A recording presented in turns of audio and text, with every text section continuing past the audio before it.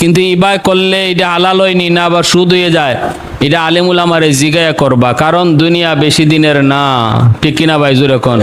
বেশি দিনের না। এই তো হঠাৎ করে মাইকে এলান হয়ে যাবে নাই, কিন্তু আমার রেখে যাওয়া হারাম টাকা ঘরে আছে, আমার বাচ্চারা খাইতেছে, শাস্তি বুক করবো আমি একা কবরে।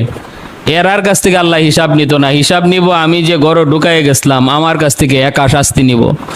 এই জন্য এই ভুল কেউ করবেন না, সবাই খাইবো আর শাস্তি বুক করবো আমি একা। এটা বুদ্ধিমানের কাম না, এটা বুকার কাম, এটা বুদ্ধিমানের কাম না। দুনিয়া আল্লাহ চালাইতেছে, শাক সুটকি যে খায় এরও দিন যায়, যে কুরমা ফুলাও খায় তারও দিন যায়, ঠিক কিনা? যে শাক সুটকি খায় তারও দিন যায়। এজন্য অল্প হোক হালাল পথে, হালাল পথে কামাই করেন, হালাল টাকা ঘরে ঢুকান, তাহলে দেখবেন সন্তানগুলাকেও আল্লাহ পাক আপনার মনের মতো আদর্শ সন্তান আল্লাহ বানাইব।